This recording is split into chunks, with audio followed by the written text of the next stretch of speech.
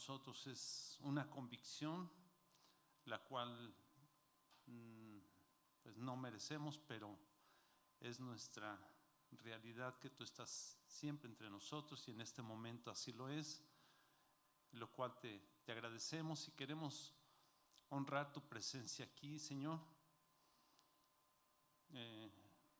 Pues esperamos haberlo hecho con los cantos, Señor, en las oraciones, Señor, y pues ahora, Señor, yo te ruego que sea expuesta tu palabra tal como tú lo quieres hablar a tu pueblo, Señor. Gracias te damos y nos ponemos en tus manos este tiempo en el nombre de nuestro Señor Jesús. Amén. Ahora sí, tome su lugar.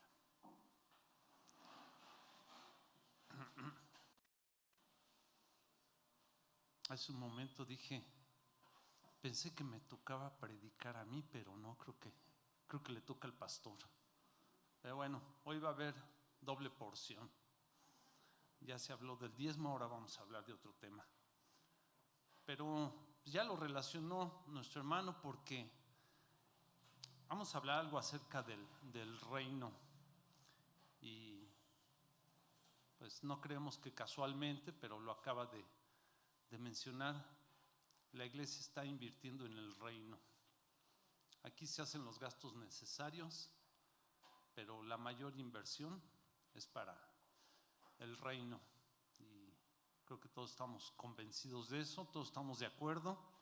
Creo que si se consensara la manera en que se vaya a administrar, a distribuir los recursos, todos estaríamos de acuerdo en que se vaya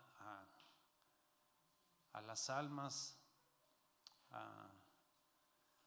pues a todo lo que implica el crecimiento de la obra de Dios y de su reino aquí en la tierra. Así que va de la mano las dos predicaciones. Bueno, la vez pasada que también me tocó compartir la palabra,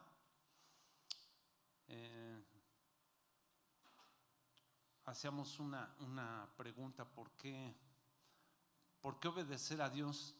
Y la predicación de hoy es muy parecida, es similar, y lo puede usted considerar como continuidad, como segunda parte a esta prédica previa a la de hoy. Hoy la pregunta es: ¿cómo buscamos agradar a Dios? ¿Cómo buscamos agradar a Dios? Y bueno, pues hay maneras lógicas, y hago la aclaración, buenas, todas buenas, porque hay métodos, hay sistemas. Recuerdo un libro que dice Evangelismo Explosivo, y es un libro donde hay una metodología. Los estudiosos han observado, han visto formas de llegar a las comunidades, a diferentes entornos sociales. No se le comparte igual a un político que a un futbolista, que a una persona de a pie como nosotros. Bueno, todos somos de a pie, ¿verdad? Pero algunos nos conducimos más a ras de suelo. Entonces, pues hay métodos y yo insisto, no son malos. Se hacen campañas de evangelismo en las iglesias, en las calles, y gracias a Dios. Sin embargo, si el entusiasmo surge de una campaña, si el entusiasmo surge de apoyar a alguien que va a exponer un sistema, me temo que no es el fundamento, el punto de partida correcto para buscar agradar a Dios. Entonces, no dejamos de lado los métodos de ninguna manera, pero La motivación principal, la vez pasada hablamos que debía ser por amor, por agradecimiento a Dios. Y hoy vamos a mencionar que es poner nuestra mirada en el reino. Dios tiene propósitos específicos, generales, para el crecimiento de su reino, la expansión de su obra. Y nosotros no tenemos derecho de desviarnos y de decir, pues yo voy a hacerlo de otra manera, yo por mi cuenta. Dios tiene la visión, la manera perfecta, y nosotros lo que tenemos que hacer es incluirnos en el tren, en su obra, y fijar nuestra mirada en su reino. Va a ser la mayor motivación que podamos tener para buscar agradarle. Su reino, bueno, siempre lo hemos considerado, concebido que pues es allá en el tercer cielo y que algún día vamos a estar por allá. Y bendito sea Dios, que ninguno de los que estamos aquí falte, por favor. Pero el reino no está esperándonos allá. Dice nuestro Señor Jesús, el reino de los cielos se ha acercado. Y cuando se fue nuestro Señor Jesús, no nos dejó solos, dejó a su Espíritu Santo. El reino de los cielos sigue aquí vigente, sigue vivo entre nosotros.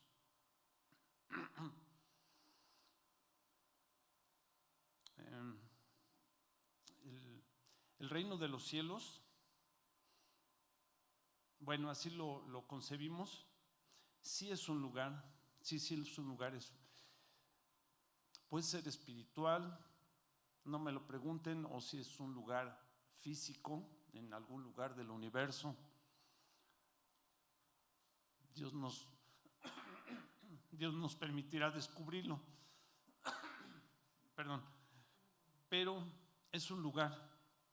Dice Juan 3:5. Respondió Jesús: de cierto te digo, que el que no naciere de agua y del Espíritu no puede entrar en el reino de Dios. Es un lugar que nos aguarda, donde nuestro Señor Jesús está preparando un espacio muy especial para cada uno de nosotros en su reino. Es un lugar. Pero fíjense, bueno, ahorita lo acabo de mencionar, pero le voy a dar lectura. Dice Mateo 4:17, arrepentíos porque el reino de los cielos se ha acercado. Hablaba de sí mismo, hablaba de su persona. Él venía en presentación del reino. Cualquier cosa que tuvieran que ver con el reino, directamente, ahí estaba nuestro Señor Jesús como un embajador. Él estaba aquí representando el reino de los cielos. Entonces nuestro Señor Jesús fue y es el reino de los cielos. En nosotros, dice Lucas 17, 20 y 21, el reino de Dios no vendrá con advertencia, ni dirán, helo aquí o helo allí, porque he aquí el reino de Dios está entre vosotros. En ese tiempo, pues ya nuestro Señor Jesús ya no estaba, entonces ya no estaba hablando de nuestro Señor Jesús,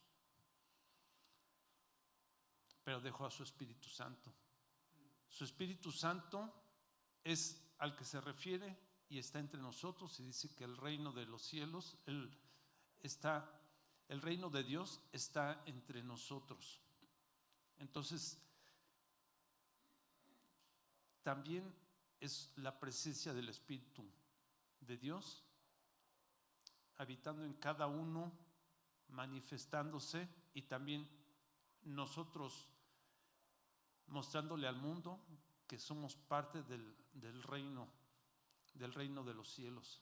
Entonces, el reino de los cielos está funcionando aquí en la tierra desde hace algunos miles de años, mínimo 2000, que tiene nuestro Señor Jesús, que anduvo por aquí. Finalmente, el reino de Dios se deja ver en las acciones. Ahorita acabamos de hacer una lectura donde se mencionan 3 o 4 parábolas. Son acciones. También el reino de los cielos son acciones. Leímos acerca del tesoro, del tesoro escondido, que un mercader buscaba. No, el tesoro escondido es el que un hombre encuentra un tesoro en una tierra, lo esconde, vende todo lo que tiene y compra esa parcela por ese tesoro.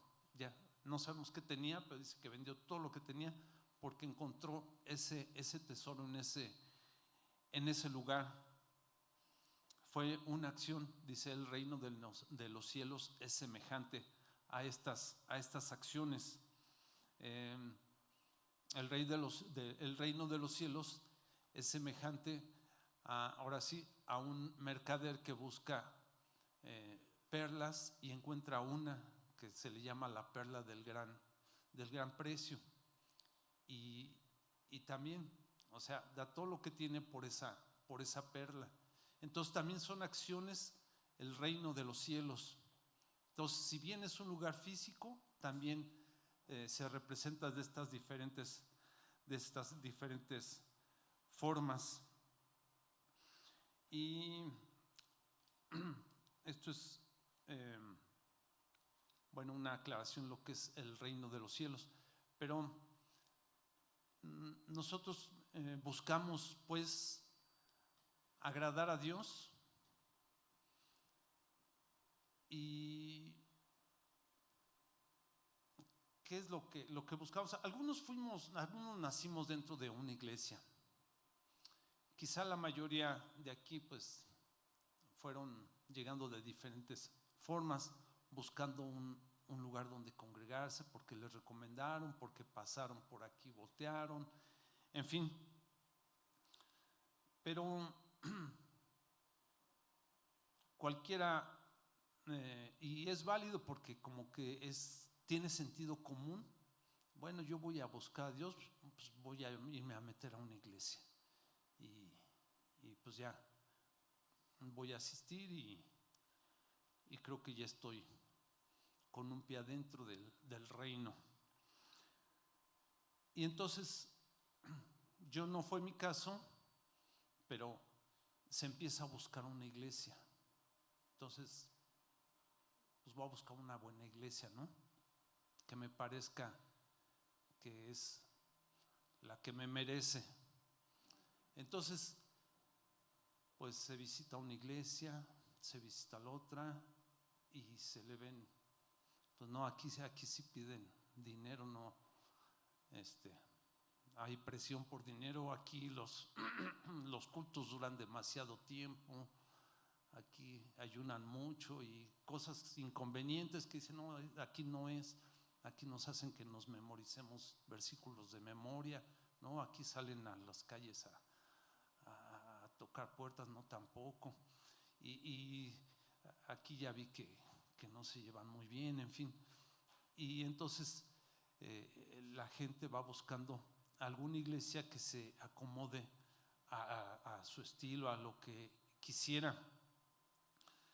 Pero pues muchos se han decepcionado porque no la encuentran. No la encuentran y nunca la van a encontrar porque no existe. Y como ya ha dicho algún predicador, y ojalá que no la encuentre, porque entonces ya con su presencia ya no sería la iglesia perfecta, ¿no? Entonces es una manera de pretender acercarse a Dios buscando buscando la iglesia perfecta. Concluimos que pues que todos los integrantes de una iglesia, ¿quién dice así? Somos unos cochinos pecadores. Bueno, ya ni lo digo porque la voy a tomar contra mí. Pero bueno, esa es nuestra triste realidad, pero sabemos que esto tiene solución. Bendito sea Dios. Sin embargo, sí es oportuno hacer la aclaración. Reconocer que somos pecadores no es una licencia para pecar. Que digan, no, pues todos somos pecadores, Dios nos acepta así, así que sigamos como vamos. Esto pues no requiere mucha explicación. Somos una iglesia, creo que medianamente madura, y sabemos que no es un permiso para vivir así. Estamos aquí porque reconocemos la necesidad que tenemos de un cambio, de una transformación, y que yo no sé si alguno de ustedes lo ha intentado solo en su casa y sin conocerle, le aseguro que ha fracasado. No se puede. Necesitamos hacerlo en comunidad. Además, muchos principios bíblicos se cumplen al convivir entre nosotros. No se puede cumplir de manera solitaria en casa. Tenemos que, hay veces, friccionarnos, aclarar malos entendidos, perdonarnos. Bueno, primero ofendernos y luego perdonarnos, en fin, ¿no? Pero son principios que aplican solamente en la convivencia y además en el servicio a Dios, que no podríamos aplicarlos o cumplirlos solamente en nuestra casa leyendo la Biblia y orando para mi familia y ya. Entonces, nuestra estancia, nuestra permanencia, nuestra estadía en una iglesia tiene un propósito que no es solamente venirnos a dar baños de iglesia, sino cumplir con la voluntad de Dios, con la mirada puesta en el reino, y no tratando de cubrir ciertos requisitos para acercarme más a Dios. La iglesia es una inercia, algo natural. Buscar una iglesia grande, carismática, donde igual y hasta conozco en persona a Yuri, o algún famoso, ¿no? Algún futbolista, algún boxeador. Entonces pues me entero que en Amistad Cristiana se reúna por ahí pues algún político, y voy por lo menos para conocerlo. En fin, resultan muy atractivas las congregaciones grandes, además porque intuimos que si son grandes es porque Dios las ha hecho crecer, y porque pues Dios está ahí, porque están haciendo bien las cosas, y además ahí se siente el mover del Espíritu Santo. Pero si esa es la motivación para buscar una iglesia, también creo que no es necesario hacer la prueba para que también una congregación grande nos decepcione. Si verdaderamente queremos tener un servicio a Dios, un acercamiento a Él, la oportunidad perfecta es una iglesia lo más imperfecta posible. Una iglesia pequeñita, una comunidad que se reúna en una casa, porque ahí les aseguro que nos van a incluir, nos van a escuchar más. Nuestra voz pues se va a escuchar con más fuerza, nuestras opiniones, porque es una iglesia de 5 miembros, porque están empezando, porque no saben, porque son inmaduros. Allí ahí Dios nos puede usar de manera más efectiva. Una iglesia con muchas carencias puede representar una motivación mayor que un lugar donde ya alguien hizo, donde ya todo está funcionando, donde pues quizá no seamos muy tomados en cuenta. Entonces, si de verdad nuestra intención es servir al reino, una iglesia con carencias es un buen lugar para incluirnos en el servicio, en el reino de Dios. Hoy en día el mundo necesita las iglesias. No sé si lo note o no, pero hay muchas corrientes de ayuda espiritual y la gente está corriendo en pos de esas ayudas, que muchas de ellas son buenas, otras parecen buenas, motivacionales, que hay grupos de ayuda mutua y bueno, algunas acabo de mencionar son buenas, grupos de alcohólicos, de neuróticos anónimos, pero hay grupos pues donde ya se invocan otras deidades y eso pues ya nada que ver con una ayuda, más bien es un engaño.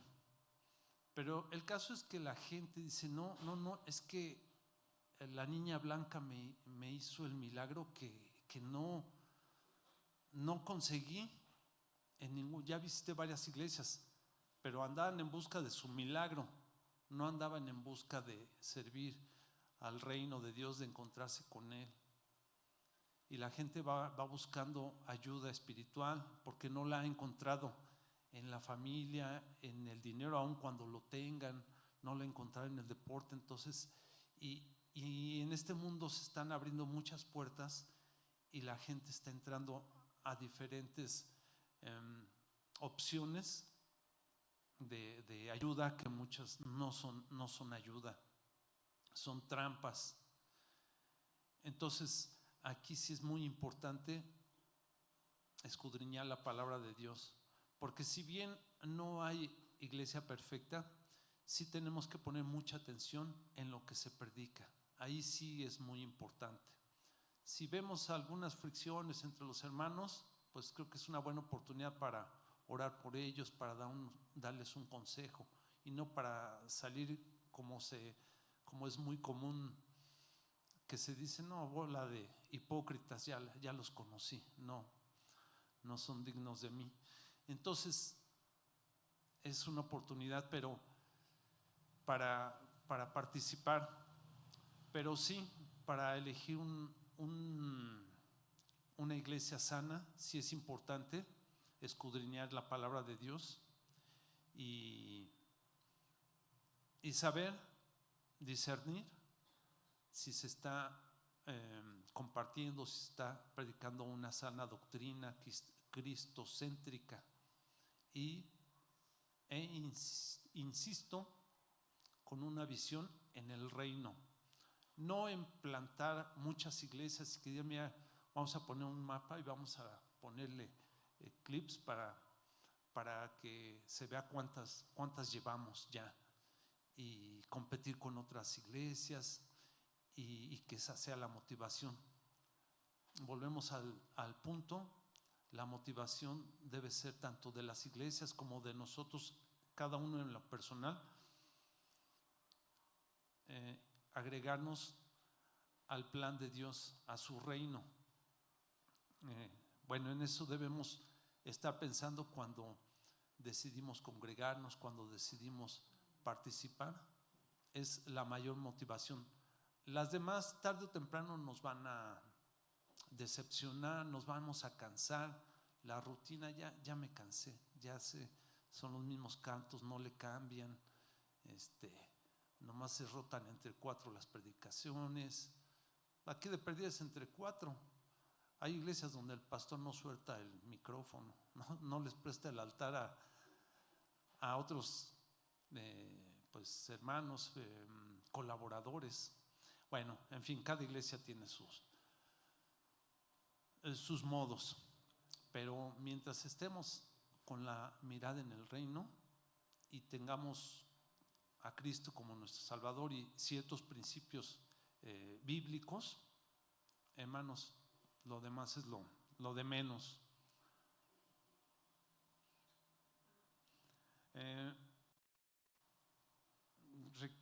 Dice, mi iglesia no es la que deseen, sino la que tengo. Ya estamos aquí, ya nos amolamos. No es la que yo quisiera, es la que donde Dios me puso, ya pertenezco ahí. Mi iglesia no es la que yo quisiera, es la que tengo donde Dios me puso, y ahí es donde Él me quiere usar, donde voy a madurar. En una iglesia que todo marcha bien, ¿cómo voy a madurar en el perdón, en la tolerancia, en el servicio? Entonces, hermanos, nosotros estamos aquí, otros están en otras iglesias y ahí están bien. Nunca hemos trabajado para traer gente, hermanos de otras iglesias. Dios nos libre, no es el caso. Donde Dios nos ha puesto, a menos que Dios nos llevara a otra misión, a otra obra, bueno, Dios sería muy específico, nos lo confirmaría, quizá por cambio de domicilio, por trabajo. Bueno, son situaciones, pero porque tuve una fricción con alguien, hay gente que pues se va, ya no quieren ver esa cara, ya no les edifica, dicen. Entonces, los motivos para salir de una congregación pues no deben de ser motivos de inmadurez espiritual, sino que sean ajenos a impulsos meramente emocionales. Debemos considerar que Dios se vale de gentes imperfectas y deliberadamente Dios deja ejemplos en su palabra de gigantes que nosotros los vemos enormes, pero de quien Dios se valió para hacer obras majestuosas que no tuvieron mucho que ver con ellos. Fue obra de Dios y se buscó personas pues quizá con más carencias que nosotros mismos. Y la primera que siempre mencionamos es el caso de Moisés, ¿no? Aunque Moisés humanamente no era don nadie. Moisés sabemos que había sido preparado en el palacio, ahí creció. Sin embargo, él se sabía inútil, limitado. No sentía que le quedaba grande el paquete de libertador. Entonces traemos a Moisés, pero también nos acordamos de Gedeón, ¿no? Cuando los madianitas y Dios le habló a él y dijo, pues yo soy de una familia pobre, soy el menor, y o sea, reconoció que que Dios estaba equivocando de hombre, que no era el correcto, pero él era el correcto precisamente porque Dios quería mostrarle al pueblo y quería mostrarnos a todos los que leíamos esta historia que Dios no hace su obra a través de hombres intelectuales o con mucha capacidad de cualquier tipo. Dios escoge gente con muchas limitaciones para que la gloria sea a Dios y para mostrar lo que Dios puede ser a través de personas y motivarnos a los demás a responder al llamado, sea cual fuere que Dios nos invite a participar. No es en nuestro nombre, vamos en el nombre de Dios. Bueno, tengo aquí el tema de Jacob. Jacob, pues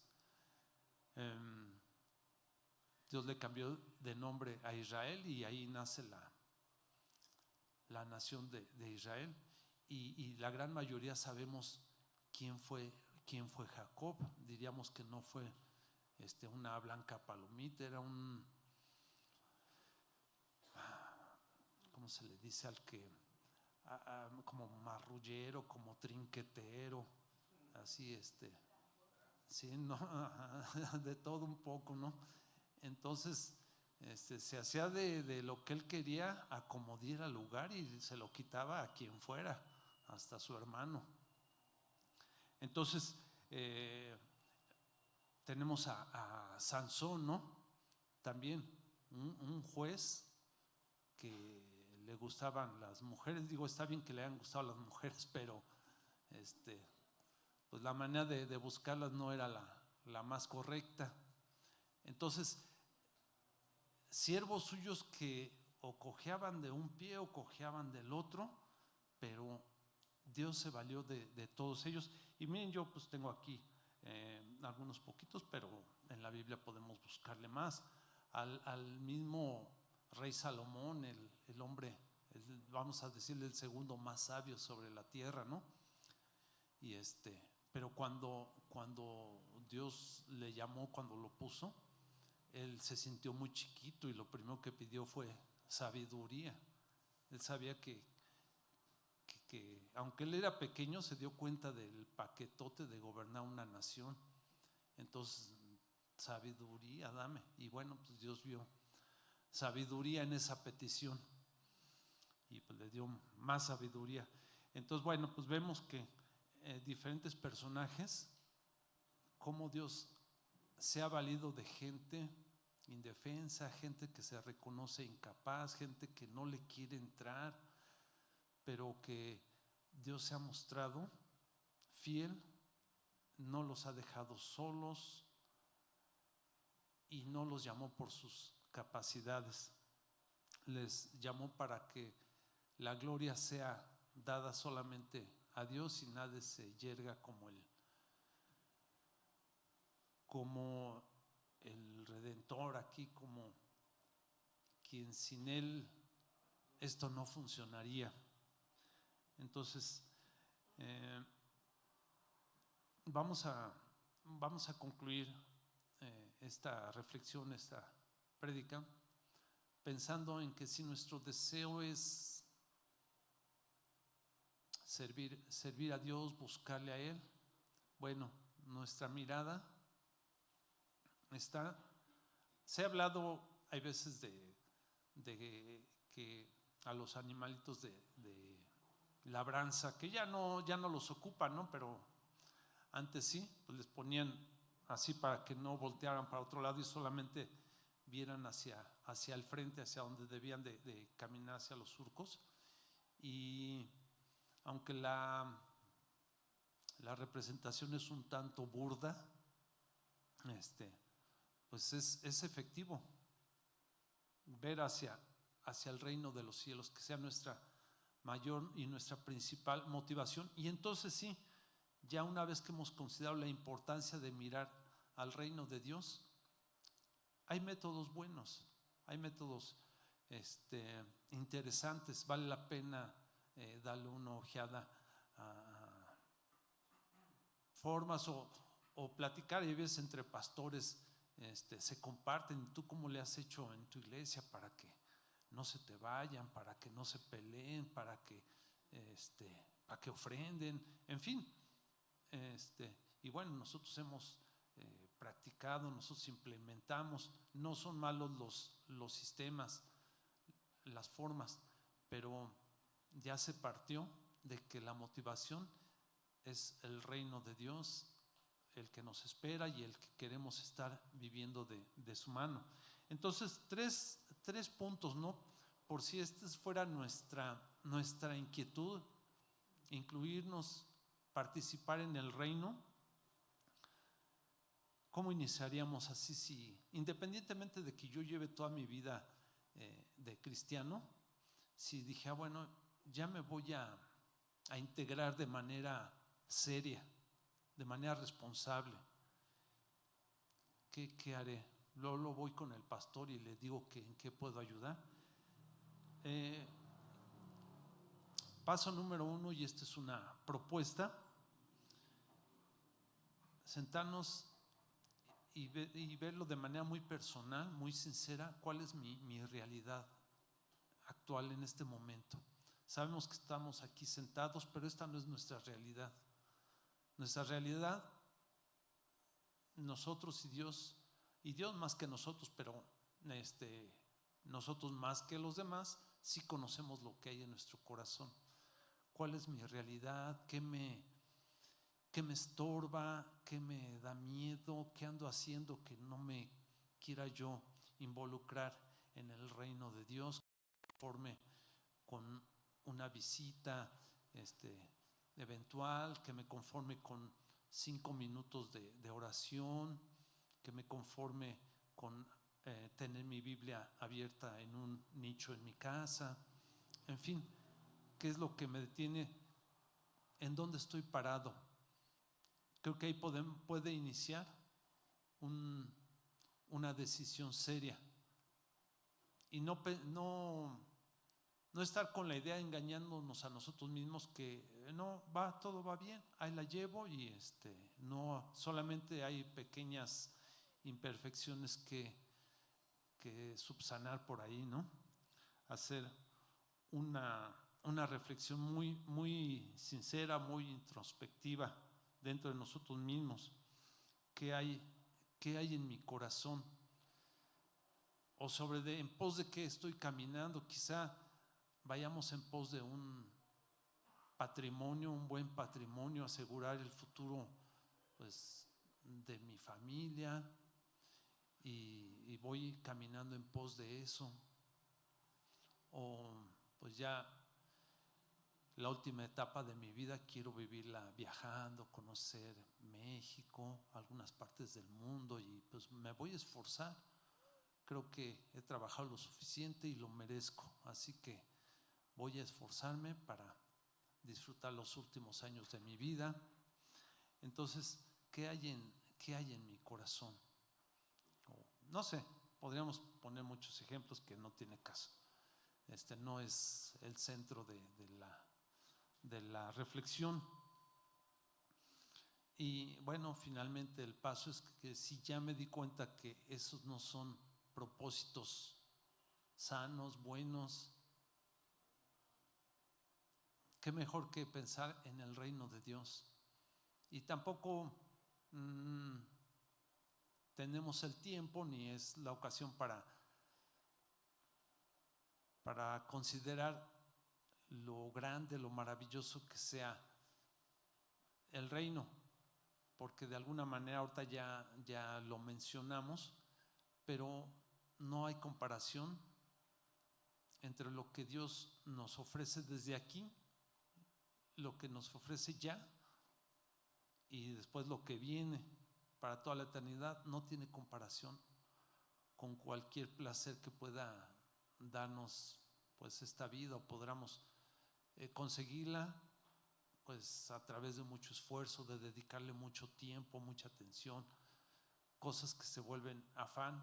Y por supuesto, la reflexión no es invitar a nadie a descuidar ni la educación, ni pues el sustento, no, a descuidar nuestras responsabilidades aquí en la tierra, porque también es parte del reino ser responsables con nuestras obligaciones, pero siempre buscando el equilibrio.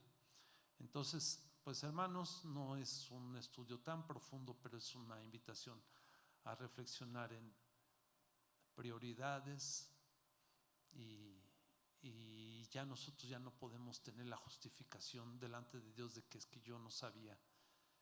Yo pensé que lo importante era velar porque mi familia tuviera todo en esta tierra, y yo no estaba enterado que había algo muy superior, mucho más importante que todo lo que podamos conseguir para vivir una vida estable, finanzas sanas, en fin. pues hermanos, es nuestro mensaje, pero más que nuestro mensaje, pues la invitación de Dios en esta tarde. Dios le bendiga.